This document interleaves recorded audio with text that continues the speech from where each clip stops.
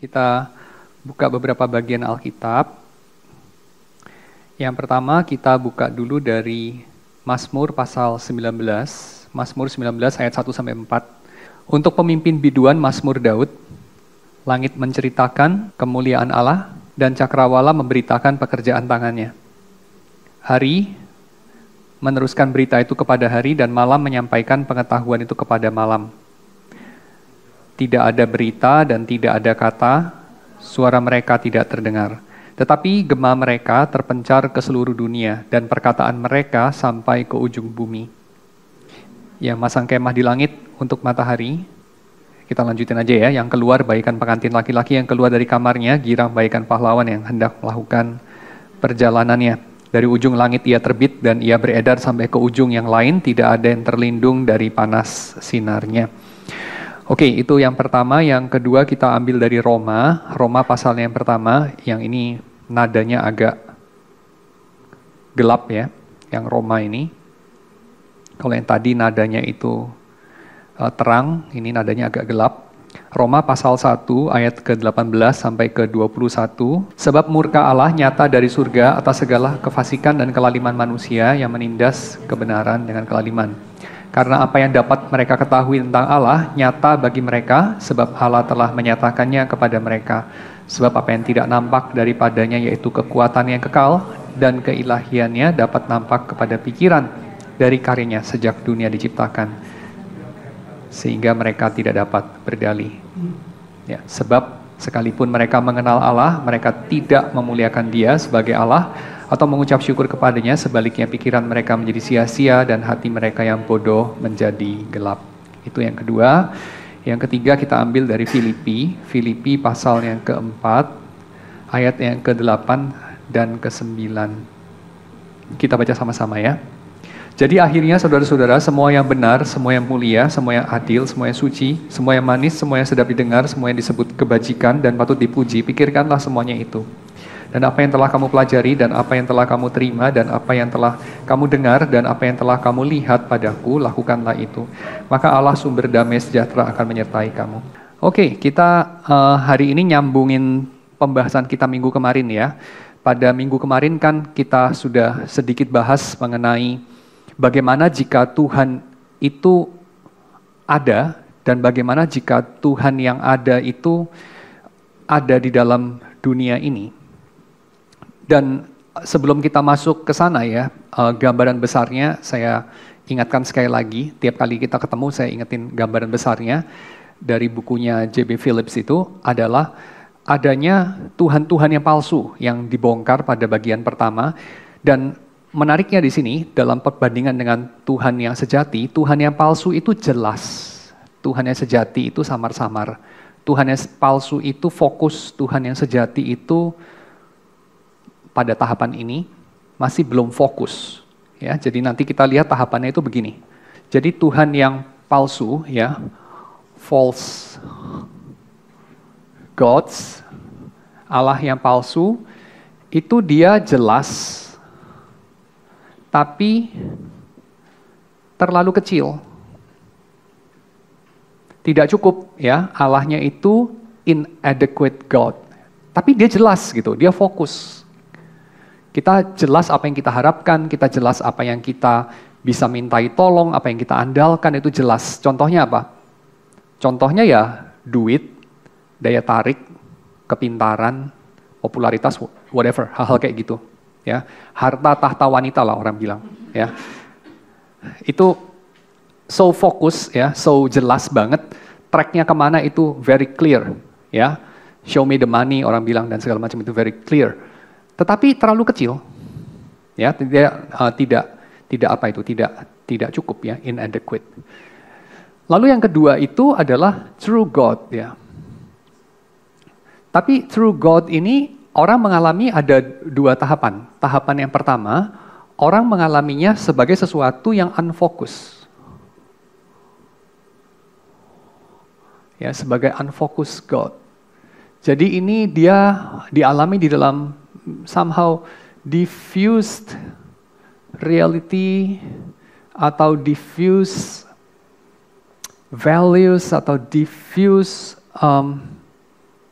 religion ya, mungkin ya. Jadi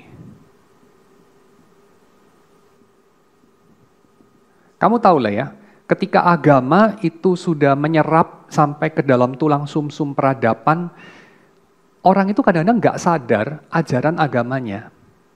Orang itu tapi tidak bisa tidak dia menghidupi agama itu. Ini di sini saya meminjam analisa dari Tom Holland, seorang sejarawan Inggris dari Oxford, yang dia itu bukan orang Kristen, bahkan dia itu bukan teis, dia itu orang ateis, ya orang skeptis lah. Dan dia suka sekali sama Romawi, peradaban Romawi. Dari kecil dia suka peradaban Romawi, tapi dia bukan tidak ada latar belakang Kristen ya. Dia itu dari kecil dibawa ke gereja sama mamanya. Cuman dia nggak benar-benar bisa nempel lah sama Kristen itu. Lalu Holland itu mengatakan begini, waktu saya belajar Romawi dan saya senang sekali sama peradaban Romawi, dia belajar sampai level doktoral lah ya mengenai itu, dia tulis buku dan segala macam. Dia scholar dari Oxford, kalau tidak salah ya, bukan dari Cambridge, berarti dari Oxford. Dan dia sudah tulis buku mengenai Romawi, waktu dia lagi research buat bukunya dia, judulnya Dominion, itu udah terbit sih beberapa tahun yang lalu, jadi bisa dibaca juga sendiri. Waktu dia tulis buku itu, dia mendapati diri dia itu kurang bisa terima apa yang orang-orang Romawi itu asumsikan sebagai, ya memang hidup itu begitu gitu. Jadi apa yang normal buat orang Romawi, buat dia itu dia nggak bisa telan gitu. Misalnya apa? Misalnya kenyataan bahwa manusia itu bagi orang Romawi memang segregated. Manusia itu yang Tuhan ya Tuhan, yang bukan Tuhan ya bukan Tuhan. Yang Tuhan itu ya manusia, yang bukan Tuhan itu ya bukan manusia. Dan kalau dia bukan manusia, dia bisa diapain aja. Misalnya, tuan rumah dalam sebuah rumah itu punya kebebasan untuk melakukan apa saja terhadap milik dia. Dan yang disebut milik dia itu ya istrinya, anaknya, budak-budaknya. Dia bisa ngapain aja. Gak ada yang namanya itu apa ya, tidak etis, tidak bermoral atau apa itu ya. Hampir gak ada, bukan gak ada sih ya, tapi ada lah. Misalnya kalau dia bunuh istrinya begitu saja ya, dia akan dicibir, dia akan dijauhi, dia akan dianggap orang yang rendahan atau menakutkan atau apapun ya. Tentu ada begitu-begitu ya. Tetapi basically itu nggak terlalu dikutuk gitu. Ya, dia bunuh anaknya, itu nggak terlalu masalah gitu. Ya, apalagi anaknya itu masih belum diangkat sama dia. Karena bapak-bapak Romawi itu kan baru bisa mengakui seorang anak itu kalau dia pilih anak itu, termasuk anak kandungnya ya. Jadi ibunya itu nanti taruh anak itu di bawah kakinya, kalau dia nggak angkat anak itu bukan anak dia. Jadi anak itu baru anak dia kalau dia angkat. Jadi kalau dia lihat misalnya kakinya kok hilang satu, enggak, gue nggak mau akuin. Ya udah, nggak jadi anak dia, terserah mau diapain gitu. Mau dikasih makan anjing juga silakan. Mau dijual sebagai budak ya, most probable ya nggak dikasih makan anjing lah ya, orang Romawi masih manusiawi juga ya. Biasanya nggak dikasih makan anjing sih, biasanya dijual lah sebagai budak gitu. Ya siapa yang mau pungut gitu, jadiin pengemis gitu kan, bisa juga ya. Nah itu nggak apa-apa gitu, nggak ada yang keberatan, nggak ada yang Aris Merdeka Sirait datang gitu, nggak ada gitu. Ya itu hak asasi anak gitu, nggak ada yang memperjuangkan. Ya, jadi itu Romawi, tapi si orang ini ya, Tom Holland ini merasa walaupun dulu dia sangat suka sama Romawi karena kayaknya gagah gitu ya, dan Kristen tuh kayaknya payah banget gitu. Dia merasa makin hari itu makin Romawi itu asing gitu buat dia. Lalu dia menyadari satu hal begini, loh setelah gue lihat-lihat gue ini Kristen loh di dalam. Gue ini Kristen. Walaupun gue ini tentu saja nggak mengidentifikasi diri gue sebagai Kristen, bahkan sebagai seorang teis itu, enggak lah. Gue ini orang sekuler lah seperti pada umumnya orang Inggris. Tapi gue ini Kristen gitu, unrepentantly gitu ya, nggak tobat-tobat itu Kristennya. Kristen itu meresap, nggak tahu lah mungkin karena gue minum air di Inggris, mungkin karena gue makan rotinya Inggris, whatever gitu. Jadi gue tuh Kristen aja gitu, ya walaupun gue nggak mau. Jadi itu in my blood gitu, in my bones. So itu disebut sebagai diffused religion, ya diffused religion. Jadi kayak sesuatu yang sudah sebegitu menyerap dalam tulang sumsum peradaban manusia sehingga kalau kamu lahir di sana ya otomatis kamu serap value itu gitu. Ya. Tapi kalau ditanya Tuhan tuh kayak apa? Allah Tritunggal, Yesus apa segala macam ya nggak tentu bisa jelasin. Kalau kamu akademisi ya mungkin bisa jelasin ya. Tapi kalau enggak ya nggak bisa. Jadi itu boleh dikatakan menurut J.B. Phillips ya, itu adalah sebagai semacam unfocused God. Tapi unfocused God ini ya bisa true God juga, ya tapi unfocused. Ya. Nah, tapi dia nggak mau kita berhenti di sini lah ya. Dia mau kita itu sampai kepada focus God gitu. Tapi untuk jembatannya nanti dia ada bagaimana jika Tuhan itu fokus, kira-kira akan seperti apa ya, dia mau jelasin itu dulu. Dan kita baru sampai tahapan ini, nanti masuk tahapan ini, nanti baru terakhir masuk ke sini ya. Dan tentu kita tahu lah, Tuhan yang difokuskan itu nanti maksudnya siapa, tapi nantilah itu ke sana ya. Cuman ini kasih peta besar aja, jadi kemarin kita udah habisin banyak pertemuan itu membahas ini. Jadi kita mendekonstruksi Tuhan-Tuhan yang terlalu kecil, tetapi fokus, ya Tuhan-Tuhan yang jelas itu, idols yang jelas. Dan kita mulai masuk ke Tuhan yang kagak jelas, tapi benar gitu. Jadi Tuhan yang jelas tapi masih samar-samar kita lihat. Ya, kita masuk dari sana. Oke, saya lanjutin lagi pembahasannya. Nah, Tuhan yang jelas tapi salah itu, kata Phillips, itu punya wakil-wakil dalam dunia ini, dan wakil-wakilnya itu mengkatekisasi kita ke dalam budaya itu dan agama itu, ya. Yaitu apa? Agama yang atau sejenis penyembahan yang mana umatnya itu bergerak karena rasa bersalah, ya, bergerak karena rasa bersalah. Jadi mekanisme untuk menggerakkan orang, behavior modification systemnya itu, jadi kalau kayak anjingnya Ivan Pavlov itu kan pakai lonceng, lalu kemudian air liurnya mengalir, lalu dikasih reward, kasih makanan gitu ya, lalu mekanismenya jalan gitu ya, tiap kali dengar kring, terus air liurnya keluar gitu. Nah kalau kita orang Kristen kan pasti nggak gitu ya, kasih lonceng terus air liurnya mengalir. Mungkin pakai lonceng juga sih, lalu jantungnya mulai berdetaknya lebih teratur ya, mulai terus ada votum mulai ada keteraturan, mungkin semacam itu. Tapi nggak really begitu sih ya, itu kayaknya terlalu skeptis. Tapi by guilt tripping, jadi ada ritual tertentu di mana kita itu dibangkitkan perasaan bersalahnya, di guilt trip orang bilang, ya macam-macam lah ya, kita nggak perlu ulangi lagi gitu. Misalnya kayak, kamu kok nggak tolongin orang itu, kalau saya sih saya bakal tolongin, minimal itu saya kasih uang atau apapun. Kamu kok tidak mengatakan kepada dia, kan siapa tahu dia itu orang tidak percaya, ya siapa tahu malam ini dia mati, kamu kok tidak kasih tahu dia bahwa dia orang berdosa misalnya, dan seterusnya dan seterusnya. Jadi working by guilt tripping, begitu ya. Saya bukan mengatakan bahwa kita tidak perlu untuk menegur dosa, pasti bukan ya. Pasti saya mengatakan kita perlu, saya mengatakan kita perlu untuk memberitakan Injil, setiap ada kesempatan muncul, saya mengatakan itu.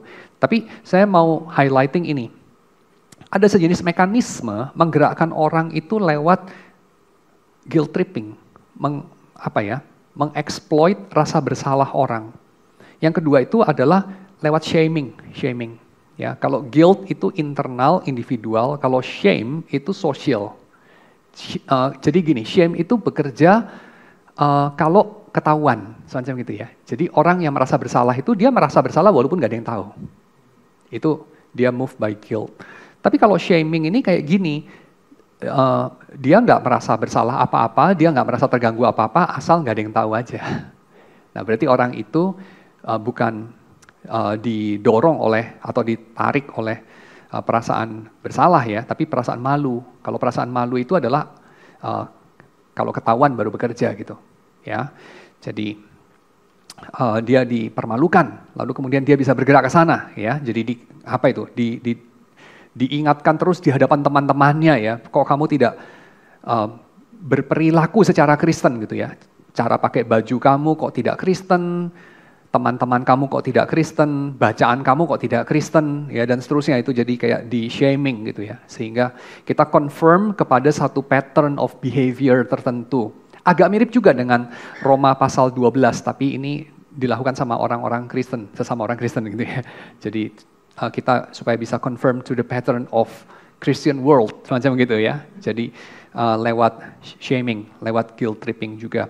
Atau lewat ini, fear mongering, jadi di drill dengan perasaan takut, ya ditakut-takuti. biasanya fear mongeringnya orang Kristen ya bukan dengan gua pukuli lu, pasti enggak lah ya. Kalau di gereja agak jarang itu ya. Itu mungkin kalau di menwa begitu ya, kalau di gereja enggak lah ya. Kalau di gereja itu ya lewat mati loh, nanti masuk neraka ya, mungkin semacam begitu. Atau Tuhan nanti hukum kamu dengan satu dan lain cara ya, fear mongering. Nah ini saya bukan mengatakan bahwa kita tidak perlu ya untuk mengingatkan bahwa Tuhan itu murka atas dosa kita, bahwa berapa mengeri keadaan hidup kita di bawah murka Tuhan dan segala macam ya, pasti bukan. Tapi saya mau mengatakan bahwa ini bisa ya berpotensi atau bisa untuk kemudian dieksploitir oleh beberapa orang ya, atau mungkin oleh diri kita sendiri ya, untuk kemudian kita itu mendirikan semacam agama atau semacam ritual yang bukan digerakkan oleh cinta kasih, bukan digerakkan oleh pengampunan, bukan digerakkan oleh anugerah, tapi digerakkan oleh rasa takut, intimidasi, atau rasa malu dan mempermalukan, atau rasa bersalah dan inducing guilt. Nah ini kan kita perlu bedakan, gitu ya. Karena orang Kristen mestinya itu bukan ada di bawah satu, apa itu, dorongan yang berasal dari rasa bersalah, ya, hukum yang berasal dari Torah gitu, kalau pakai bahasa Lutheran, tapi ada di bawah magnet dari anugerah Tuhan. Kalau pakai pinjam istilah seorang Lutheran, Helmut Thielicke, ya. Jadi kita itu mestinya ditarik oleh anugerah Tuhan yang berkelimpahan itu, yang berlebih-lebih buat kita yang tidak pantas menerima.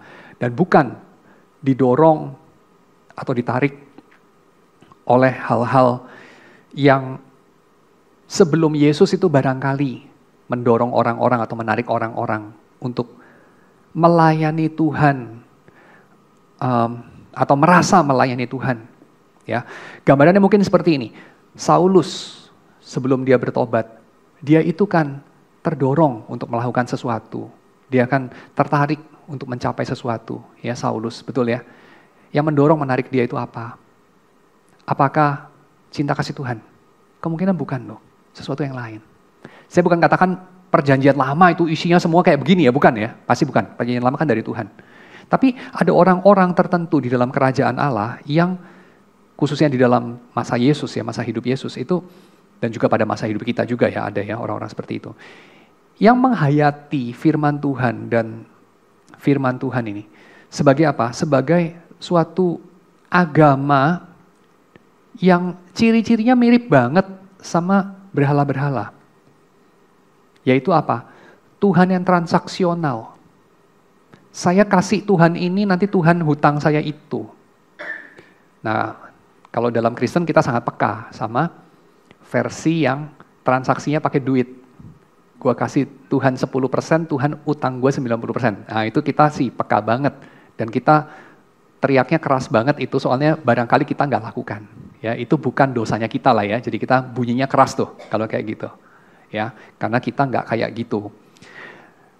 Saya bukan mengatakan itu nggak salah ya, itu tentu salah juga. Saya bukan mau mengecilkan salahnya yang seperti itu. Tapi saya mau ngomong bahwa kita bukan hanya bisa ada di bawah kuk Taurat dengan punya Tuhan yang relasinya sama kita transaksional versi komunitas Kristen yang kayak semacam mau mancing 90% rejeki dari Tuhan dengan kasih 10%. Bukan, saya bukan ngomong kayak gitu ya. Tapi saya mau ngomong bahwa ada yang lebih dari itu. Ya, itu bisa mengambil rupa yang lain. Rupa yang lain itu apa? Ya nggak harus duit transaksinya, tapi misalnya pengorbanan hidup, pengorbanan waktu, pengorbanan talenta, ketaatan, asketisme, ya askese. Jadi kayak gue tuh udah hidupnya Spartan banget gitu. Kayak gue tuh hampir tidurnya tuh cuma 3 jam sehari misalnya kayak gitu ya.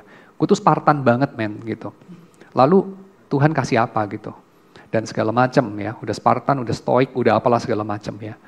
Tapi terus Tuhan kasih apa? Nah, kalau kita kemudian digerak dan menggerakkan orang lain seperti itu ya, Karena didorong oleh apa? Rasa takut kepada Tuhan, which is very good sih sebenarnya takut sama Tuhan kan ya. Tapi takut sama Tuhan itu kita perlu melihat dengan jernih nih. Takut sama Tuhan itu beda nggak seharusnya dengan takut sama hakim atau sama polisi. Ya tentu bukan sama sekali beda, ada samanya, ada. Ya itu apa? Penjahat tuh takut sama polisi karena dia salah, kan gitu ya. Kedua karena polisinya benar, kan gitu kan.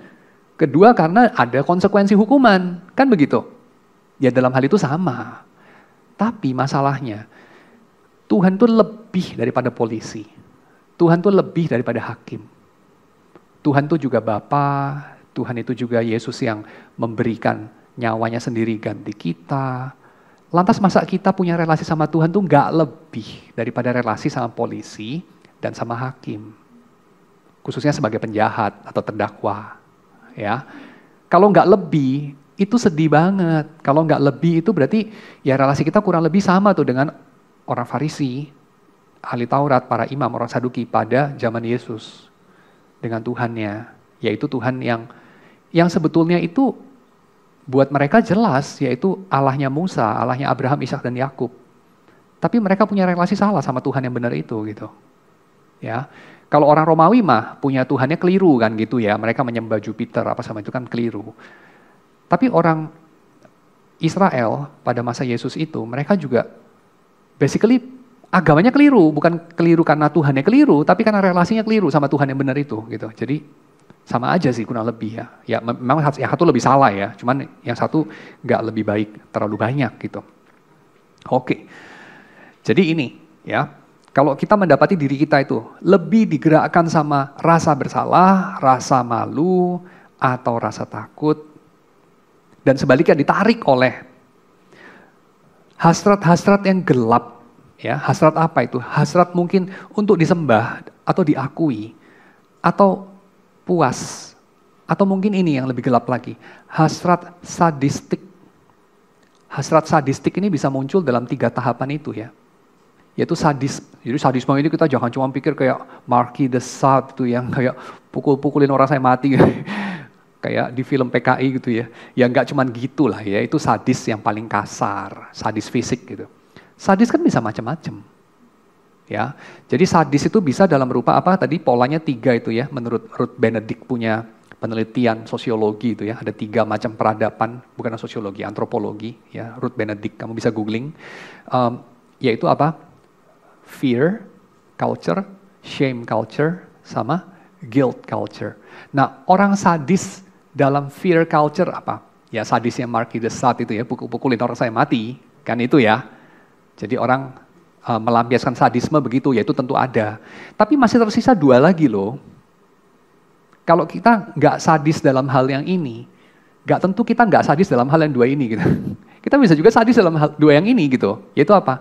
Sadis dalam hal shaming. Jadi lu mempermalukan orang lain gitu. Ya. Jadi atau kita sendiri sangat anxious dipermalukan. Ya, tapi kita di sisi yang lain mempermalukan orang lain. Mempermalukan banyak macam, ya, nggak cuman kayak yang paling kasar kayak di sinetron gitu kan. Mempermalukan karena miskin lu bajunya jelek gitu atau sepatunya palsu KW gitu ya. Itu paling kasar lah, itu jarang lah orang begitu ya. Kebanyakan orang cukup pandai menyembunyikan mempermalukan orang lain secara kasar begitulah ya. Mempermalukan orang lain bisa yang lain-lain gitu, yang lebih halus lah. Nyindir-nyindir soal apalah, selera musik mungkin ya, selera apa, baca bukunya gitu ya. Atau level baca bukunya gitu ya. Ah lu bilang lu suka baca filosofi, ternyata bacanya cuma dunia sofi ya misalnya gitu ya, dan seterusnya. Jadi kayak cere banget sih lu sebenarnya gitu kan. Jadi itu kayak sesuatu yang sadis juga sebetulnya. Cuman kita mungkin tidak sadar bahwa itu sadis gitu. Ya, sadis dalam level shame and honor. Yang kedua itu sadis dalam level guilt ya. Yaitu guilt tripping orang terus itu ya. Mengingatkan orang terus akan kesalahannya. Tapi kalau dirinya sendiri diingatkan akan kesalahannya ya sorry aja gue gak pernah salah gitu. Tapi kalau ditanya, lu masa gak ada salahnya? Oh ya pasti semua orang ada salahnya gitu ya. Tapi kalau disuruh kasih contoh itu, tapi salah lu apa sih sebenarnya? Gak bisa kasih contoh. Kalaupun ada itu dia akan kasih tahu mungkin strong point dia malah. kesalahan gue adalah ini gitu, dan itu justru strong point dia sehingga orang bilang kayak, wih gila keren banget tuh orang ya, padahal dia udah yang paling keren banget dalam hal itu gitu ya. Jadi misalnya kayak orang rajin terus bilang, lu tuh salahnya apa? Lu kalau pikir kelemahan lu apa? Gue tuh orangnya males banget gitu, padahal dia udah paling rajin gitu kan, kayak semacam itu ya. Itu mungkin sesuatu yang juga kita perlu cermati ya. Dan yang seperti ini bukan penyembahan kepada Tuhan, ya. Kita bisa melihat penyembahan itu bukan hanya dari objek Tuhan ya, karena kalau dalam hal ini objek Tuhannya diakui secara nominalistik ya, secara label, secara nama itu ya Tuhan yang sejati ya pasti. Allahnya Abraham, Ishak dan Yakub yang mengutus Yesus dari Nazaret sebagai Kristus. Pengakuan iman dan apa segala macam itu semua beres gitu seringkali. Ya, theological wise semuanya centang-centang gitu, semuanya oke. Tapi kalau kita mengamati behavior-nya, kita mengamati dinamika dari relasinya, dari afeksinya, mungkin enggak gitu, mungkin enggak. Tapi ini tentu mengamati kan kita jangan menghakimi orang lain dari luar ya, kepada diri sendiri lah. Jadi saya anjurkan ini kita terapkan pada diri sendiri. Ya mungkin enggak loh, mungkin kita punya agama yang kita hayati, bukan cuma agama yang kita akui ya, tapi agama yang kita hayati. Itu mungkin penyembahan berhala. Ya, kenapa? Karena kita mungkin lebih tergerak karena rasa takut, rasa malu, dan rasa bersalah. Ketimbang oleh rasa cinta, pengampunan, anugerah. Ya. Dan kita lebih tertarik sama apa ya? Tertarik untuk menang. Sehingga secara sadistik kita bisa injek-injek orang lain secara moral, kita bisa injek orang lain secara social status gitu, gue lebih tinggi status moralnya, atau apapun. Ya, belum terhitung soal keserakahan, hawa nafsu, kerakusan, kemarahan, dan segala macam yang lain. Ya, belum terhitung yang itu. Jadi kalau kita didorong oleh rasa bersalah, rasa malu, ketakutan, dan ditarik oleh hasrat ingin melampiaskan sadisme kita, atau hasrat untuk diakui, atau hasrat untuk menunjukkan kepada seluruh dunia bahwa saya itu pantas hidup, maka ini adalah indikasi yang cukup jelas buat kita. Kita barangkali bukan mengikuti Tuhan yang sama dengan Tuhan yang terlihat dalam wajah Yesus. Ya. Oke. Lalu Tuhan yang kita lihat dalam wajah Yesus itu kelihatan lewat apa? Lewat ini ya, lewat kebalikan dari yang tadi, yaitu kalau kita mendapati diri kita itu tergerak, hati kita berdebar-debar, berkobar-kobar, menjadi hangat oleh kisah-kisah soal kasih, soal pengampunan, soal keadilan, soal belas kasihan, soal kebaikan, soal kebenaran, soal keindahan. Coba kita pikir, kita tuh tergerak sama hal-hal itu enggak? Kalau tadi ya kita udah exploit hal-hal yang gelap ya, tergerak karena rasa takut, rasa bersalah, rasa malu. Sekarang sisanya. Kalau ada cerita-cerita mengenai pengampunan, kita tuh tergerak nggak? Nggak semua orang loh. Nggak semua orang. Mungkin kita enggak, mungkin mereka enggak, mungkin dia enggak, mungkin saya enggak, dan segala macam. Nggak semua orang. Tapi kalau kamu mendapati diri kamu tergerak, berbahagialah kamu. Karena roh yang menggerakkan kamu. Segala yang baik itu dari Tuhan. Jadi kalau kita mendapati diri kita tergerak oleh kisah-kisah mengenai pengampunan, dan bukan kayak semi-semi kita menghina, beberapa orang mungkin semi-semi menghina loh, terhadap kisah-kisah mengenai pengampunan, karena itu tidak heroik secara moral. Orang yang diampuni itu orang yang gagal kan secara moral. Ya, kalau orang menang secara moral tuh nggak perlu diampuni. Valedictorian tuh yang secara moral valedictorian ya, juara 1 gitu secara moral. Dia nggak perlu diampuni. Karena dia sempurna, mau diampuni apa? Orang yang diampuni itu orang pengemis moral gitu. Ya,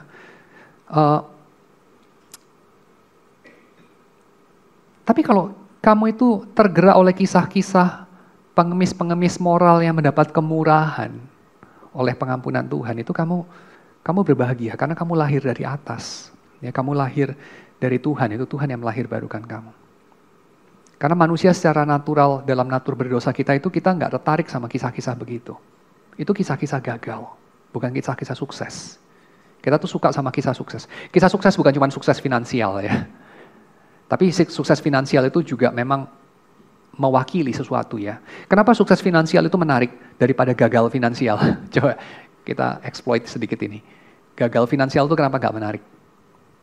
Karena gagal finansial itu bikin orang yang gagal finansial itu tergantung sama orang lain. Kan itu aja. Dan orang itu cenderung menghina dan nggak suka sama yang tergantung sama dia. Ya.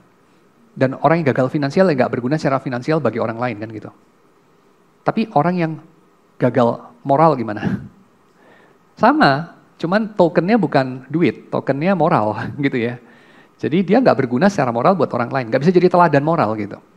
Dan orang yang gagal dalam moralitas ya, menjijikkan atau repulsif buat orang yang sukses secara moral. Makanya kita mana suka sih sama cerita-cerita begitu? Ya, cerita orang gagal, kita nggak suka.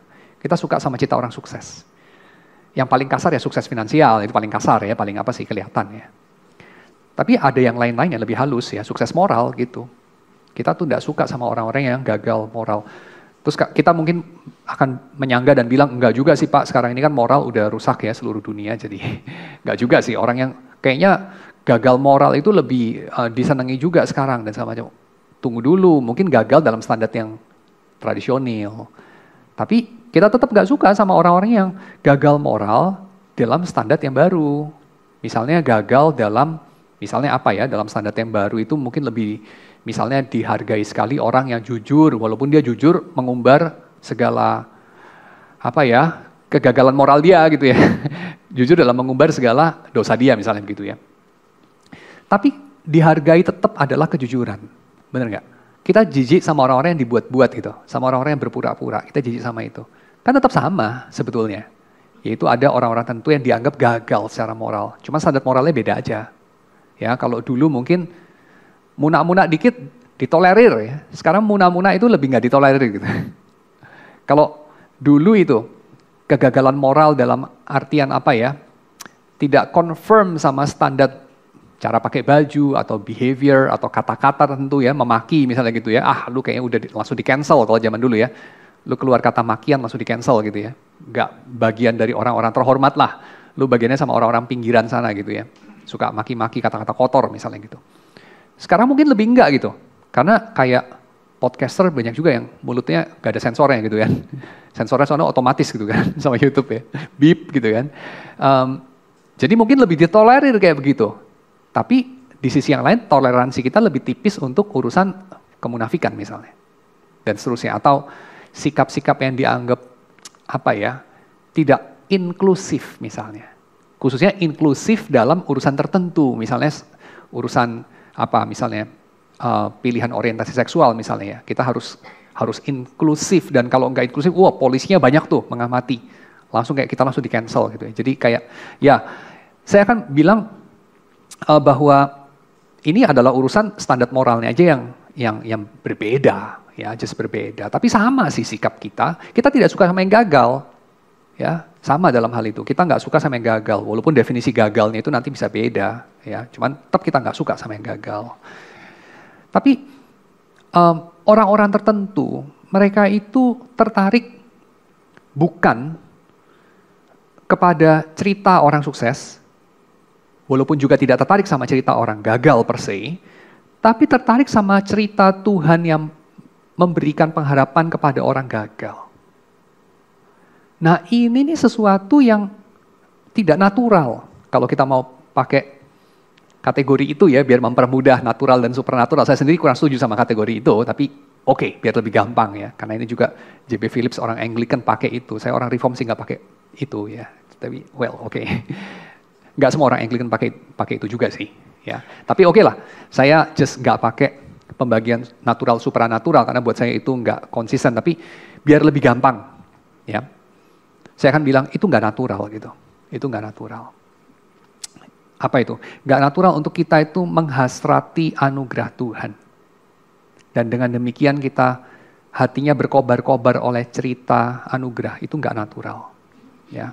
Yang natural itu adalah kita either tertarik sama cerita sukses, orang-orang yang bisa sendiri memperbaiki diri, sendiri bertekad mengubah diri sendiri, sendiri berhasil mengatasi segala kerendahan moralitas atau ekonomi atau kekuasaan atau apapun ya, sehingga meningkat lewat disiplin diri ala Sparta gitu. Itu kita tertarik. Ya. Tapi orang-orang kayak Kristen gitu, yang tertarik sama cerita salib itu benar-benar nggak natural gitu. Itu against sinful nature. Ya, hanya Tuhan yang bisa bikin orang jadi seaneh itu. Oke, so ini pertanda baik kalau kita mendapati diri kita tertarik sama narasi yang seperti itu. Ya. Dan Tuhan yang lebih besar daripada apa yang kita bisa bayangkan ini, ya, minjem istilahnya Anselmus ya. Tuhan adalah yang lebih besar dari apapun yang kita bisa bayangkan.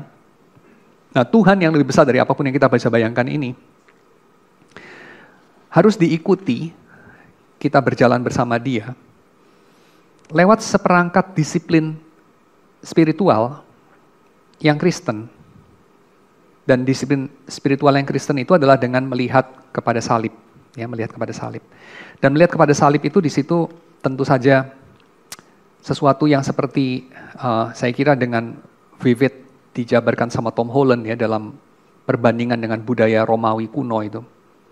Salib itu tentu kalau kamu anggap sebagai mulia itu kamu bodoh gitu ya, kamu absurd banget sih ngomong salib itu mulia, itu absurd banget ya. Karena salib itu memang dirancang sama orang Romawi untuk menunjukkan kegagalanmu. Kamu itu orang yang ditaklukkan, kamu itu orang yang dihina, kamu bahkan bukan orang lagi. Ya, salib itu dimaksudkan untuk dehumanize kamu. Tapi kalau kamu melihat salib sebagai permulaan dari humanisasi kamu, itu kamu tuh udah gila gitu. Mungkin hampir saya bisa pinjam istilah dari Festus. Ilmumu yang tinggi itu sudah membuat kamu gila, Paulus, kira-kira begitu ya. Jadi itu sesuatu yang saya kira masuk akal ya.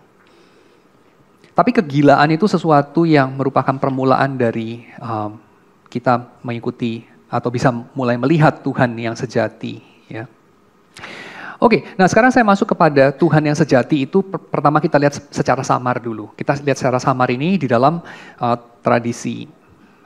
Saya kira ini masih kontinuasi dari tradisi Agustinian, ya, juga tradisi yang diteruskan dalam masa medieval. Lalu pada masa kita itu dipopulerkan sama orang-orang seperti C.S. Lewis, ya. Nah, ini Phillips ini dalam tradisi itu berdiri, ya. Realitas itu dan Tuhan di dalam realitas itu kita bisa lihat di dalam 3 hal, ya. Yaitu apa? Dalam keindahan, kebaikan, dan kebenaran. Nah, sekarang kita mulai dulu dari yang pertama, keindahan, ya, keindahan. Phillips mengatakan semua orang itu tergerak sama keindahan, ya. Keindahan itu mengambil bentuk yang berbeda-beda. Keindahan itu seperti juga segala transcendentals yang lain mengambil bentuk berbeda-beda tapi merujuk kepada hal yang sama, ya. Keindahan kita bisa lihat di dalam anak-anak kecil yang sedang bermain dengan polosnya, itu indah. Keindahan kita bisa jumpai di dalam alam, ya. Gunung yang menjulang tinggi, laut yang bening dan dalam, aroma dari hutan, aroma tanah, padang rumput yang membeku di musim dingin, atau sebuah puisi, atau suatu musik, atau satu persamaan matematika. Keindahan itu ada di mana-mana, ya, mengambil berbagai bentuk. Dan semua orang langsung tergerak sama itu. Keindahan itu tidak perlu dipikir-pikir baru menggerakkan. Jadi ini beda sama kebenaran ya. Keindahan itu struck you, langsung kamu itu terpesona. Itu namanya keindahan ya. Jadi orang tuh nggak mikir-mikir dulu, oh indah ya gitu, nggak ya. Tapi langsung gitu, dia menerpa kamu, menghantam kamu, keindahan itu. Tapi keindahan itu ya, menariknya, beberapa keindahan, khususnya keindahan yang mendalam, itu diiringi dengan kesedihan yang lembut, a gentle sadness. Kenapa ya? Puisi yang indah itu sambil di satu sisi mengangkat jiwa kita, sambil di sisi yang lain tuh bikin jiwa kita itu longing. Dan sedikit sedih. Why? Kalau kamu dengerin musik-musik romantik gitu ya, kadang-kadang kan sedih gitu ya, denger Chopin terus gitu, kayak lama-lama kayak mau mati aja gitu. Awal-awal sih indah, nikmat ya, lama-lama depresi betul loh ya. Kenapa? Kenapa? Philips kasih jawabannya, karena keindahan itu merujuk kepada sesuatu yang hilang. Kepada sesuatu yang gak ada. Karena dia memang menunjukkan sesuatu, struktur heteronomistik atau struktur ketidakkonsentrikan atau eksentrisitas dari realitas. Realitas ini nggak cukup dalam dirinya sendiri. Ada sesuatu di luar realitas ini, yang mana realitas ini tergantung kepada itu, berasal dari sana, dan akan kehilangan maknanya kalau nggak ada itu. Nah itu tuh apa? Nah ini macam-macam nih. Orang sebut dengan sebutan macam-macam. Ada yang bilang itu surga, ada yang bilang itu rumah, ada yang bilang itu Tuhan, ada yang bilang ini whatever. Ya. Kita orang Kristen bilang itu Tuhan. Ya.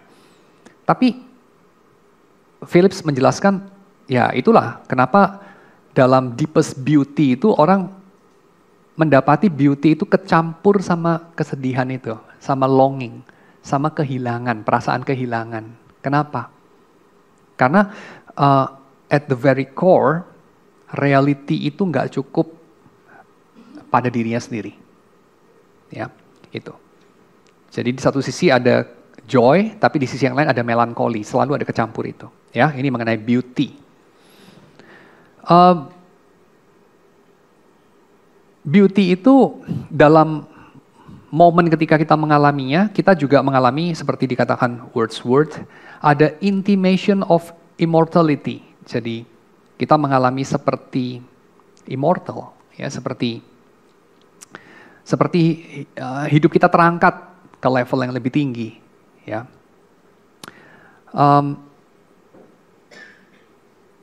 Kutipan yang diambil oleh Philips adalah remembering here in his house of clay the shining joy of his real home. Ya, dia kutip dari Wordsworth itu. Beauty itu pointer kepada sesuatu yang beyond present limitation of time space, ya semacam itu. Jadi dalam hal itu beauty itu mengingatkan kita bahwa Tuhan itu ada, ya, dan Tuhan yang ada itu bukan semuanya ini. Oke, itu yang mengenai beauty ya, satu ya. Yang kedua mengenai goodness. Goodness yang sejati, kebaikannya sejati itu bukan cuma sekedar bersopan-sopan, berbuat baik di sini sana, atau sekedar confirm kepada kebudayaan ya, atau sekedar jadi anak alim nggak bikin onar gitu, itu jadi anak baik gitu. Nggak cuma itu ya. Tapi goodness yang real itu sesuatu yang kita bisa kenali dengan segera, dan itu menerbitkan perasaan respect kita kepada yang baik itu. Kita itu menghargai dari segala kalangan ya. Siapapun kita, dari manapun goodness itu muncul, kita selalu menghormatinya, kita pay respect sama itu. Yaitu dalam bentuk apa? Kejujuran, ketulusan, kesetiaan, kemurnian, kebaikan, keadilan, dan juga ini, kehormatan. Benar nggak? Semua orang itu menghargai itu. Hampir semua orang. Kecuali ada kasus-kasus ekstrim ya. Tapi hampir semua orang menghargai itu. Kita mulai aja dari kejujuran. Orang jujur. Itu hampir selalu itu dihormati loh, orang itu jujur. Dia itu kasar, tapi yang dia ngomong itu jujur loh. Ya kan? Jadi kasarnya otomatis kayak dimaklumi gitu. Karena yang dia ngomong itu jujur. Dia itu memang, ya orangnya gitulah ya, parah banget sih memang. Tapi minimal dia jujur kan? Nah, itu ya. Jadi jujur itu otomatis kayak dihargai banget gitu. Ketulusan. walaupun bodoh, tapi dia tuh tulus gitu. Bodoh dia, tapi tulus gitu ya. Atau dia tuh sesat banget gitu ya, dia punya apa itulah, teologinya gitu ya. Atau apalah segala macam ideologinya, atau dedikasinya, atau dia tuh dibodohi banget, diperalat banget, gitu aja kok percaya gitu ya. Tapi dia tuh tulus. Nah orang kayak gitu kita hargai banget loh, bener nggak? Semua orang lah, mau mafia kayak mau apa, menghargai orang tulus. Semacam begitu. Ya, anjing yang tulus, wah itu dihargai betul. Semacam begitu. Pertanyaannya adalah kenapa? Setia, ya, murni, kebaikan hati. Kebaikan hati muncul dari siapa saja. Dari seorang ibu yang sederhana, kadang-kadang dari seorang gila, atau seorang anak cacat mental, atau kebaikan hati dari hewan bahkan, orang tidak dikenal, you name it, dari musuh. Kebaikan hati selalu menerbitkan satu perasaan respect. Kita kalau berjumpa dengan hal-hal begini kita beruntung. Kita menganggap hari saya beruntung. Kenapa? Hari ini saya berjumpa dengan orang jujur, atau dengan kejujuran, atau dengan ketulusan, atau dengan kesetiaan, atau whatever. Atau kita membaca cerita bahkan sesimpel baca cerita cheesy di WA group gitu ya. Kadang-kadang, walaupun itu cheesy dan klise dan udah diulang-ulang, kadang-kadang kita ketemu, iya hal-hal begini menghangatkan hati. Kenapa? Karena memang kita diciptakan untuk itu gitu. Ya, itu adalah hal-hal yang bikin kita merasa hidup itu berharga untuk dihidupi. Hal-hal yang membuat kita, so to say apa ya, masih punya pengharapan terhadap kemanusiaan gitu. Ya, manusia itu masih bisa diharapin gitu, semacam begitu. Masih ada alasan satu lagi untuk saya tuh nggak bunuh diri. Ya, itu sesuatu yang dilayankan oleh ini, kebaikan hati, ketulusan, keadilan, ya, hakim yang adil gitu kan. Kita itu kayak pengen standing ovation gitu, hakim yang adil gitu, bener nggak sih? Walaupun ya dia mungkin suaranya nggak enak didengar, mungkin apalah segala macam, tapi kalau dia adil itu kita merasa kayak hidup ini somehow ada lurus sedikit gitu, ya, ada harapan sedikit gitu. Dan ini sesuatu yang nggak semua orang loh pegang, ya. Beberapa orang yang secara radikal mengatakan bahwa kebaikan dan kejahatan itu urusan opini saja, urusan kekuasaan saja ya. Orang-orang barangkali ya seperti Nietzsche atau seperti Foucault atau orang-orang seperti Hitler, ya mereka itu nggak menghargai itu. Ya, bahwa kebaikan itu transcendent, ya, salah satu dari transcendentals. Jadi mereka seolah mengatakan baik dan jahat itu kan ditentukan sama pemenang kebudayaan, ya, ditentukan sama pemenang perang, ditentukan sama budaya dominan yang punya hegemoni. Tapi kalau kita even sudah give up goodness, saya kira jangan heran kalau kita itu merasa hidup ini juga berkurang satu lagi alasan yang sangat penting untuk kita pertahankan. Ya, semacam itu. Lalu poin yang keempat, problem of evil. Ini problem yang bikin orang banyak meninggalkan iman ya. Yang saya tahu sendiri itu Charles Templeton, seorang yang sangat promising ya sebagai pengkhotbah yang digadang-gadang waktu itu sebagai penggantinya Billy Graham kalau dia udah meninggal gitu kan konon. Templeton itu meninggalkan iman ya karena hal itu ya, karena problem of evil. Jadi dia melihat ada foto menampakkan gambar seorang ibu menggendong bayinya mati karena kekeringan di suatu tempat di Afrika. Lalu dia mengatakan kalau Tuhan itu ada dan dia tinggal begitu aja hujan turun dan panen tidak gagal dan tidak perlu ada penderitaan seperti ini. Ini hanya satu ibu dari sekian puluh ribu ibu yang kehilangan bayinya dan belum terhitung keluarga yang lain. Begitu banyak penderitaan dalam dunia ini. Bagaimana mungkin kita katakan Tuhan itu ada dan dia baik ya dan dia maha kuasa. Semacam itu. Nah, problem of evil itu mengasumsikan sesuatu. Apa itu? Mengasumsikan ada yang namanya evil dan mengasumsikan ada yang namanya good therefore. Ya, dan mengasumsikan bahwa evil itu lebih buruk daripada good dan bukan kebalikannya. Dan itu sesuatu yang tidak perlu jadi problem kalau kita tidak mengasumsikan ada good and evil. Seperti apa? Kamu tahu ada satu sistem filosofi yang ada pada masa Paulus dan ada pada masa Yesus, bahkan sebelumnya, yang mana mereka itu tidak ada problem of evil. Padahal buat mereka Tuhan itu ada. Ya, yang tidak ada problem of evil atau mereka seperti punya solusi atas problem of evil yang lain itu kan Epikurean. Ya, kaum Epikurean mengatakan ya Tuhan tuh nggak ada. Kalaupun ada dia nggak ikut campur lah sama urusan dalam dunia ini. Materialistik mereka. Ya, maka tidak ada problem of evil buat orang-orang Epikurean. Tapi ada juga orang-orang dari aliran filosofi yang lain tidak ada problem of evil ini. Kamu tahu lah ya. Orang-orang apa? Yang disebutkan sama Lukas ada dua aliran. Di Areopagus itu satu, orang-orang Epikurean, satu lagi adalah orang Stoik. Bagi orang Stoa itu nggak ada problem of evil. Soalnya good and evil itu cuma persepsi kamu. Ya, persepsi kamu aja. Ya, hidup itu ya hidup. Realitas itu ya realitas. Yang kamu bilang evil itu karena kamu nggak suka aja. Kalau kamu bisa terima, amor fati, kamu bisa menerima, mencintai nasibmu, nggak ada evil. It is that it is. Ya, lu rugi, lu untung, ya cuma lu rugi, lu untung. Kenapa lu bilang lu rugi itu evil? Karena kamu nggak bisa terima, that's it. Kalau bagi orang Stoa, kamu bisa terima bahwa ya memang harus rugi pada saat itu. Gak jadi evil, kata dia. Ya, jadi good and evil itu boleh bilang nggak ada. Yang ada satu lah, truly good and evil, yaitu apa? Kalau kamu itu bajik, ya, kalau kamu berbijaksana, kalau kamu hidup selaras dengan reason, nah itu baru truly good, dia bilang. Contrary to reason, truly evil. That's it. Tapi kayak good and evil per se dalam dunia ini, ya nggak ada. Dunia ini, kira-kira gitu ya, Stoik. Karena dunia ini adalah kehendak Tuhan. Tuhannya orang Stoa itu Tuhan yang berdaulat penuh, Tuhan yang menetapkan segala sesuatu. Gak bisa enggak, yang ditetapkan terjadi. Jadi yang terjadi ini ya kehendak Tuhan itu, yang adalah alam semesta. Panteisme mereka ya. Jadi ya gak ada good and evil lah, semuanya Tuhan kok. Ya, dan segala macam.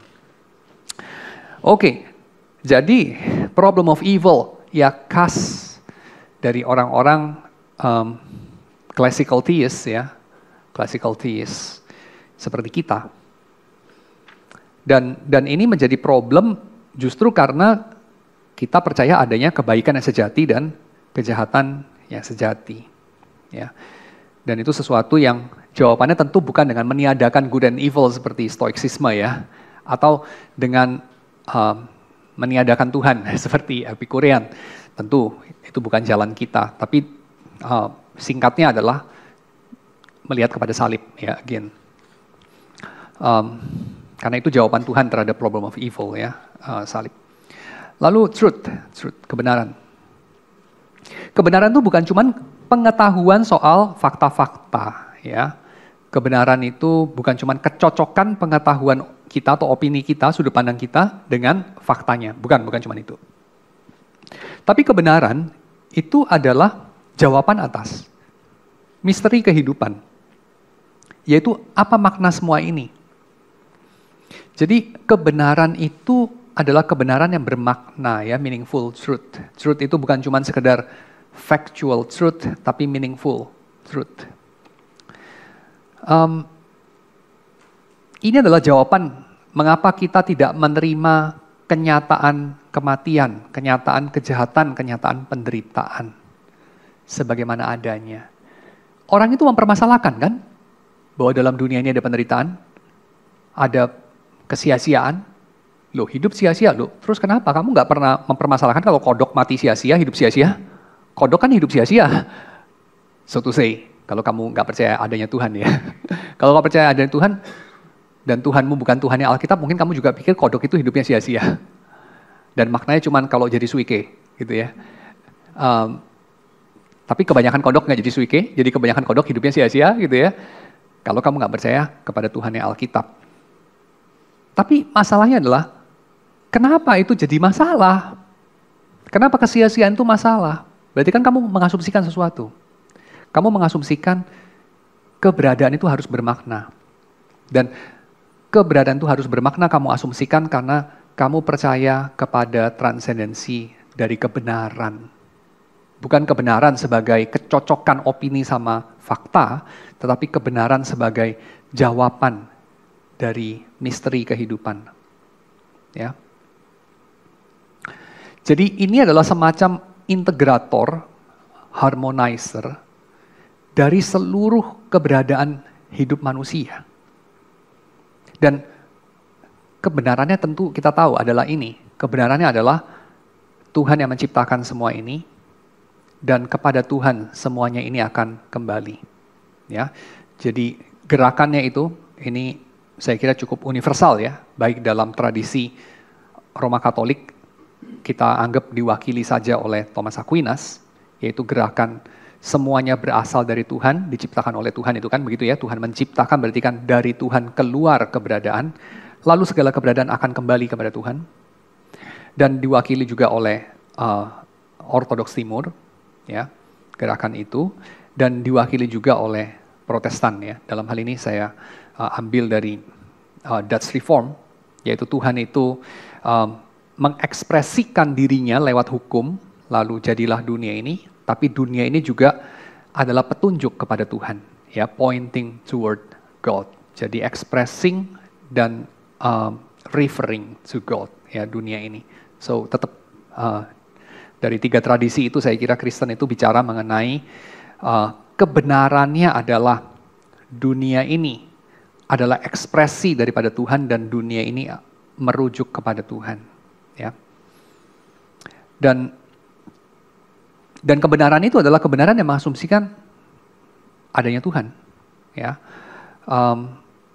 Itu sebabnya kita juga menjumpai dalam hidup kita ini kebenaran itu urusannya lebih daripada sekedar kecocokan sama fakta deh.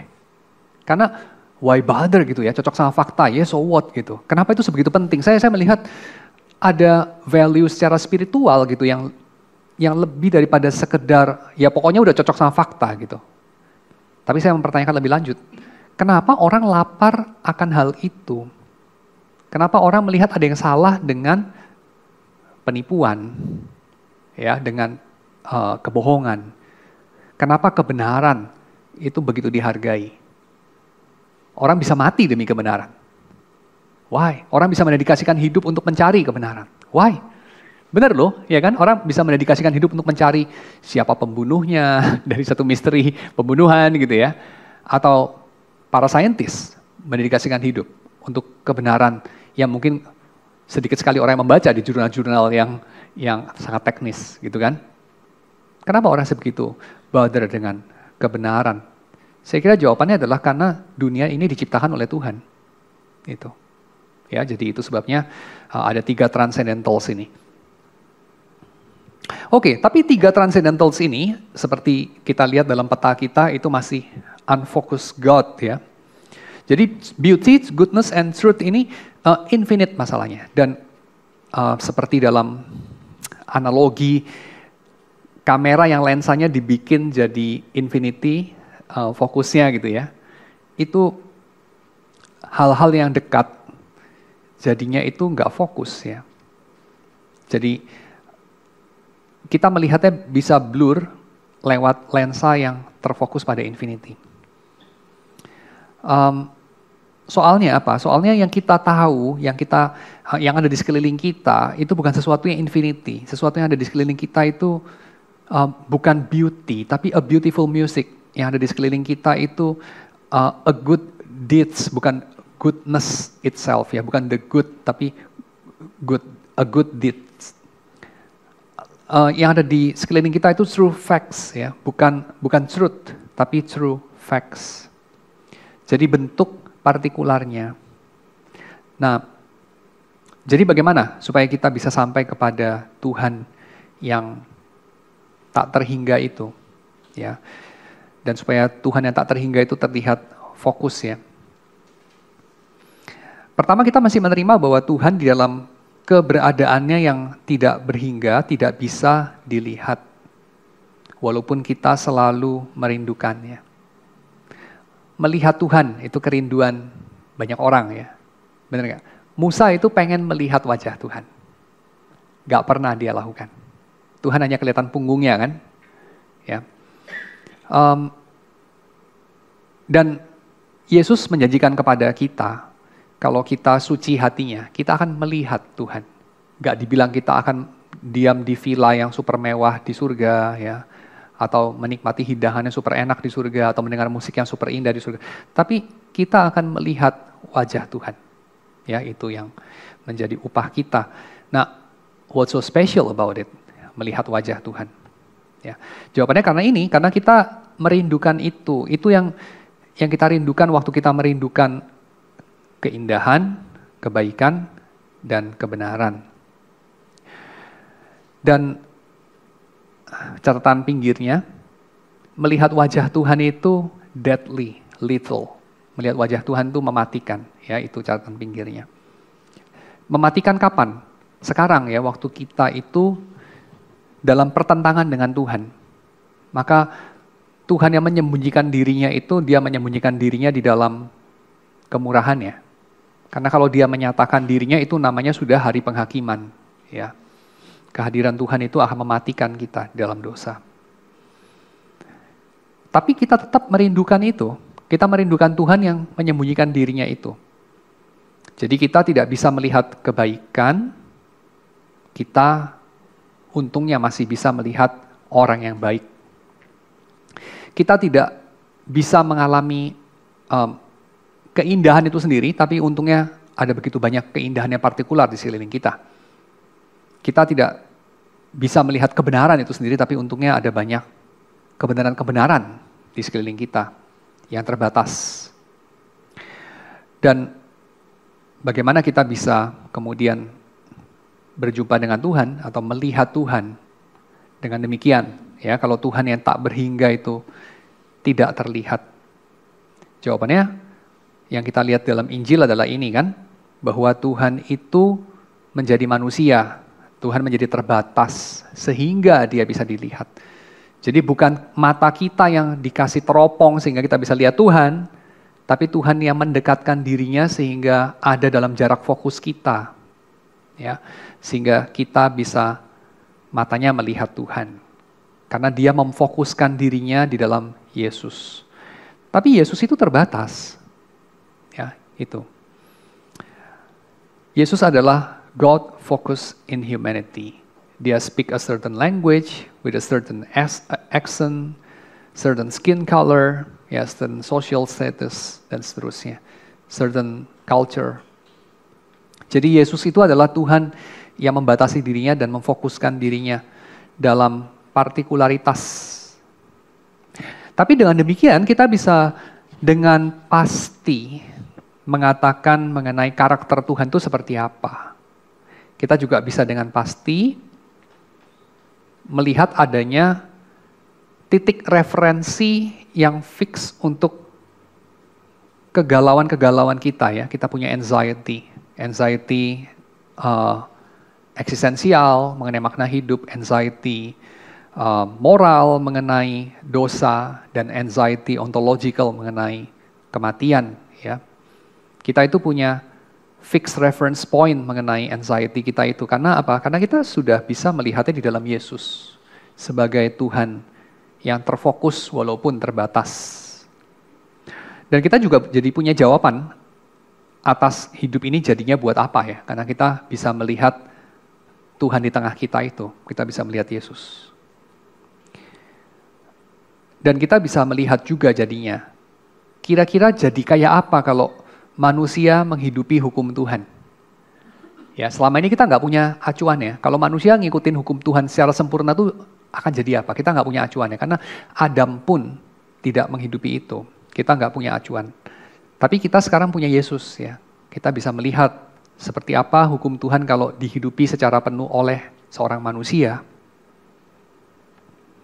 Walaupun tentu Yesus tidak pernah bisa menjadi full expression of God karena tentu saja untuk itu dibutuhkan lebih daripada sekedar rentang waktu karena Tuhan itu kekal ya. Jadi segala waktu dalam dunia ini nggak bisa menampung full expression of God, of course ya.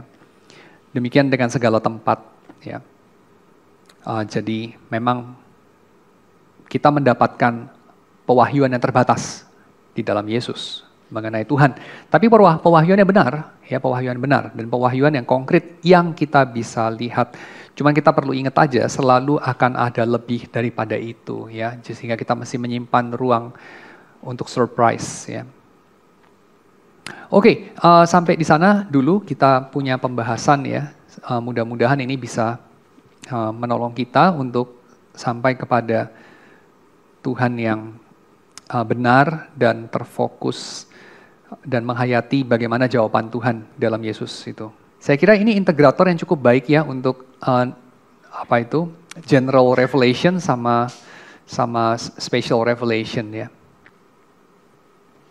Jembatan yang cukup baik untuk natural theology sama scriptural theology mungkin, biblical theology ya. Kalau kamu mau tahu kaitannya apa sama Calvinisme, ya kira-kira begini, Calvin itu kan berdiri dalam tradisi Augustinian ya, waktu dia buka Institutio, bab yang pertama, buku yang pertama itu, yaitu dengan melihat teologi itu fountainhead-nya di mana, yaitu di dalam pengenalan akan Allah dan pengenalan akan diri kita, duplex cognitio Dei itu. Dan di dalam pertemuan kita hari ini, kita lebih explore kemana kira-kira? Pengenalan akan Allah atau pengenalan akan diri? Mengenal Allah sehingga mengenal diri atau mengenal diri sehingga mengenal Allah? Yang mana nih kira-kira yang kita explore malam ini? Yang kedua ya, yang kedua. Lewat mengenal diri, yaitu mengenal kita punya longing terhadap kebaikan, keindahan, kebenaran. Kita bisa melihat Allah. Sampai kepada Visio Dei di sana. Tapi memang ya ini nggak akan bisa terjadi tanpa Yesus. Definitely, obviously, ya kan. Di dalam akhir dari penjelasannya Philips kan memang begitu ya. Yaitu lewat Tuhan yang membatasi diri itu kita bisa sampai kepada Visio Dei, ya melihat kepada Allah Bapa. Itu Yohanin banget deh, Yohanin. Ya Yohanes 1 ayat ke-18 kan seperti itu ya. Gak ada seorang pun melihat Bapa, tetapi anak tunggal Allah yang duduk di pangkuan Bapa itu dia yang menyatakannya. Ya, jadi itu Yohanin teologi banget. Pak, kenapa sampai dengan saat ini perasaan takut kalau saya bukan yang dipilih Tuhan itu masih ada? Padahal saya tahu akan anugerah Tuhan, pengampunan Tuhan dan sebagainya itu. Kenapa begitu ya Pak? Terus ngatasinya gimana ya? Ya saya cuma bisa bilang hanya orang yang peduli mengenai apa opini Tuhan atau apa penilaian Tuhan terhadap dirinya yang kemudian membuat dia itu risau status dia di hadapan Tuhan itu apa gitu. Jadi maksudnya hanya orang yang peduli mengenai apa opini Tuhan terhadap dia yang bisa punya pergumulan ini. Itu yang saya mau ngomong. Dan kira-kira ya orang yang punya kerisauan itu adalah bisa punya kerisauan itu enggak di luar pekerjaan Tuhan. Kalau benar yang dirisaukan itu, Tuhan tuh punya opini apa sama gue. Dan bukan nasib gue akan gimana ya. Karena itu dua hal berbeda itu. Kalau nasib gue bakal gimana itu, ya sebenarnya mungkin dia gak terlalu peduli sih sebetulnya. Tuhan itu happy gak sama dia. Dia cuma peduli gue selamat gak gitu. Nah itu hanya bisa dijawab oleh diri sendiri. Ya, jadi sebetulnya saya itu lebih peduli sama apa. Itu kira-kira. Tapi kalau kita pedulinya itu sama Tuhan itu mengasihi saya apa enggak? Ketika kita merisaukan saya itu orang pilihan apa bukan? Ya, maka di situ kita bisa rest assured bahwa kita itu enggak akan peduli sama itu kecuali kalau Roh bekerja dalam diri kita. Ya, itu kira-kira jawaban saya. Pertama, komunitas di Kristen itu biasa kan seringkali didorong oleh fear, guilt, sama shame itu kan. Ya banyak lah gitu kita udah mengalami sering. Pertanyaannya bagaimana ya sebagai satu komunitas tuh bisa go beyond that gitu ke arah yang tadi kasih, pengampunan, karunia, kasih karunia ya. Gimana Pak? Saya kira begini, dengan jujur membagikan status diri kita apa adanya. bukan dengan berusaha jadi vulnerable, dalam artian kayak membangga-banggakan dosa gitu ya.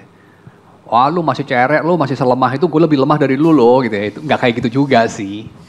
Ya, itu polar oposisi dari gue lebih hebat dari lu gitu ya. Jadi ini hebat-hebatan jelek gitu, itu enggak juga ya. Jadi intinya fokusnya bukan diri sendiri. Tapi bukan berarti diri sendiri nggak diperhatikan atau nggak dilaporkan atau nggak dipersekutukan ya. Dipersekutukan juga ada ya. Dengan cara apa? Dengan cara ya kita menganggap diri kita itu ya seperti orang lain juga, nggak terlalu penting. Saya orang lain ya sama aja. Cuman sesuatu yang berharga di mata Tuhan. Dan sesuatu yang perlu kita jujur untuk melaporkan. Dan kita being accountable satu sama lain.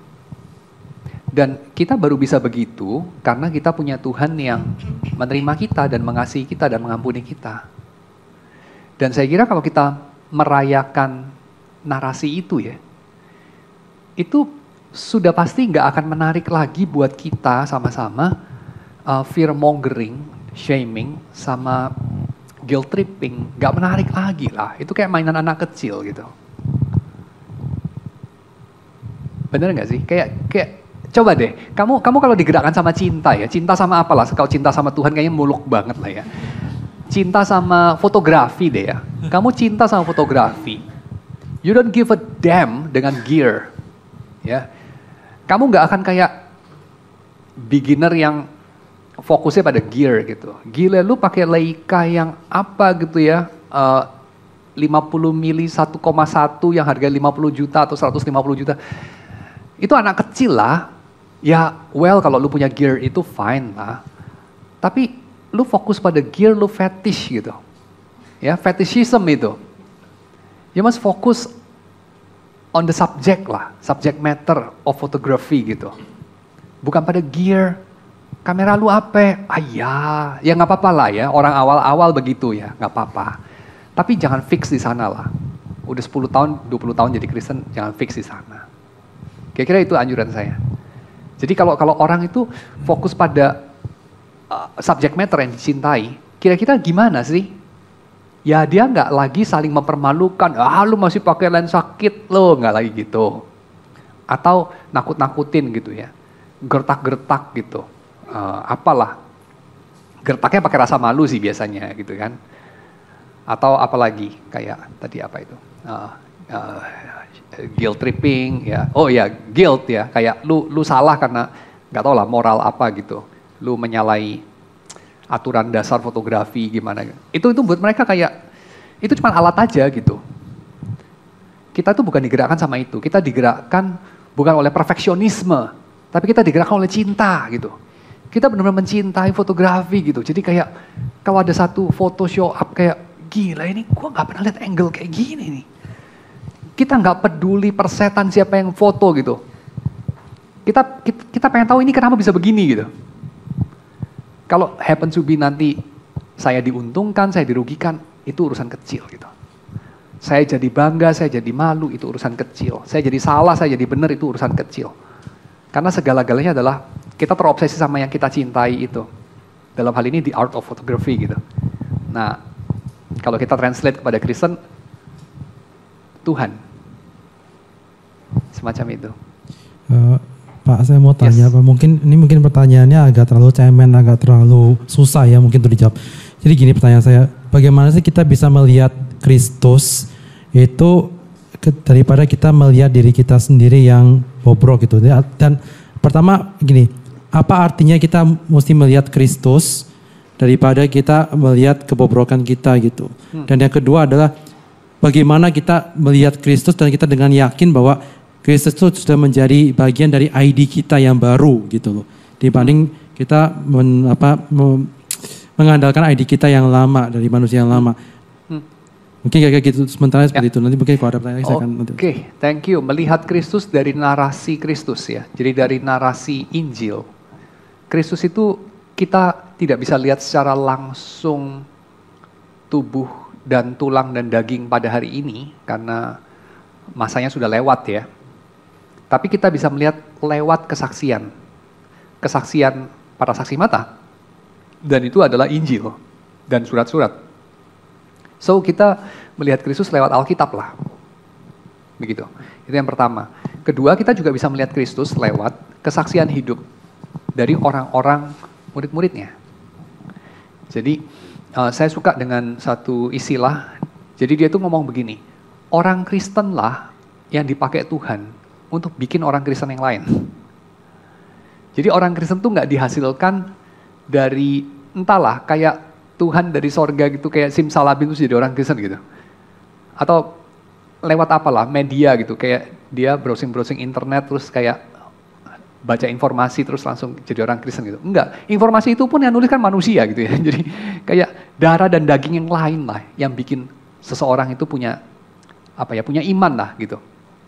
Menular itu dari orang, bukan airborne dia. Gitu. Jadi virus kekristenan ini kalau bisa dibilang virus, itu nularnya dari orang ke orang gitu. Semacam gitu. Jadi bagaimana lu lihat Yesus? Dua itu ya, narasi yang tercatat dalam Alkitab, itu pun yang bikin orang. Kedua, yang dihidupi. Itu namanya gereja. Oke. Tapi seringkali itu kita agak minder, jadi masa kayak agak kita nggak pasti belum yakin, karena kan kita masih berdosa kan.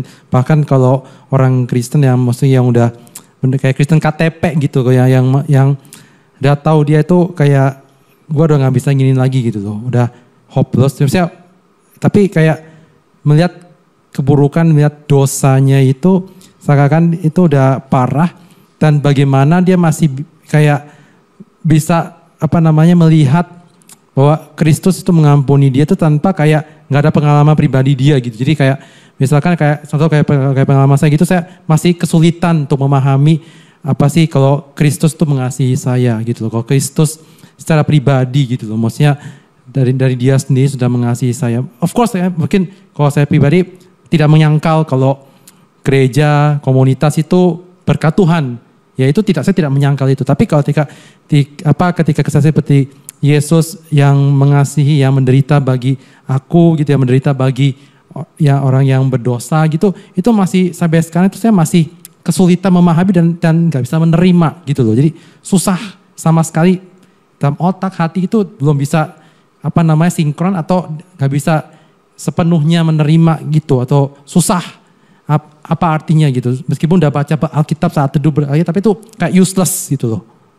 Yang sebaliknya dialami lewat apa? Kan tadi kan menerima baik secara otak, secara hati dan segala macam. Yesus yang mengampuni itu susah ya. Jadi kan ada yang dialami yang lain. Yang dialami yang lain itu apa? Yesus yang tidak mengampuni.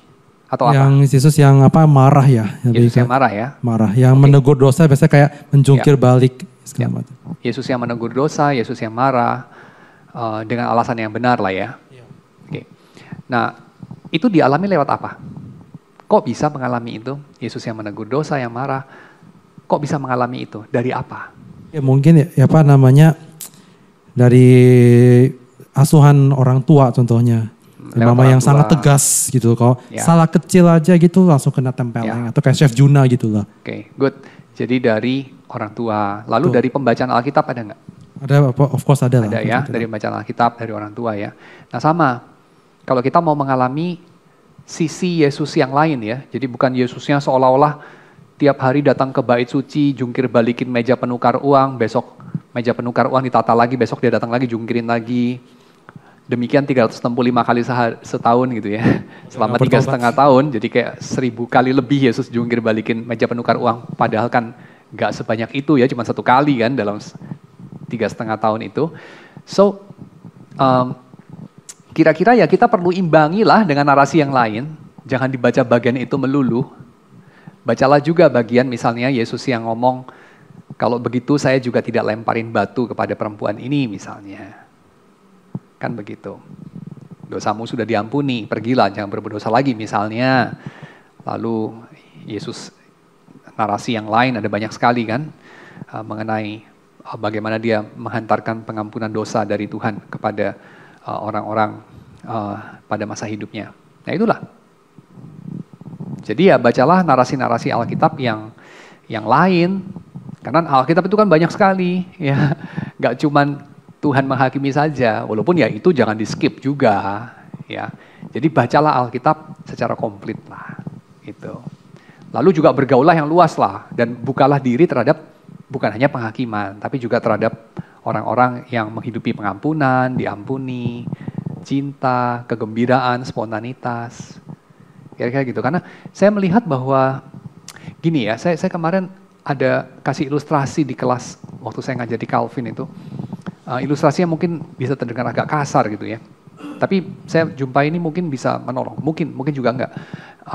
Kayak gini, secara fisik kita tuh kalau mengalami dari orang lain, itu kontrolnya ada pada orang lain yang bertindak secara fisik kepada kita. Contoh, kalau saya menampar kamu, itu kamu mengalami ditampar itu keras, lembut, atau apapun, yang kontrol itu saya, dan hanya saya. Bener nggak? Kamu nggak terlalu bisa kontrol, ya mungkin bisa ngeles ya, tapi maksudnya asumsinya nggak ngeles lah ya. Kalau ngeles kan nggak terjadi tamparannya. Tapi kalau terjadi ya tamparannya itu. Yang kontrol kan saya gitu, saya bisa kamarnya keras ya, terasanya pedes. Lembut ya, berasanya nggak pedes. Tapi kalau kamu mengalami saya misalnya, saya cerita sesuatu gitu. Itu kontrolnya nggak cuma pada saya. Saya bisa kontrol, yaitu dengan cara saya ceritakan dengan antusias, saya ceritakan dengan males-malesan, saya siapin ilustrasinya dengan bagus, saya siapin ilustrasinya kayak asal-asalan sedapatnya. Itu ya terus bisa menentukan hasil. Tapi kontrolnya itu dari dua sisi loh. Karena saya udah siapin bagus, kamu juga bisa. Gak peduli. Kamu juga bisa cuman kayak bikin defense. Kamu juga bisa kayak siap-siap untuk bikin penolakan, bisa juga. Dan kira-kira resultnya saya bisa nggak sih siapin sehingga kamu akan sukses pasti ketawa kalau saya melucu. Padahal kamu itu sudah pasang kuda-kuda, mau pastiin kamu itu bukan pelawak yang bagus lah, banyolanmu garing nggak lucu. Bisa nggak saya pastikan kamu ketawa? Nggak bisa loh. Tapi saya pastikan pipi kamu merah, itu bisa kalau kamu nggak ngeles ya. Kira-kira gitu.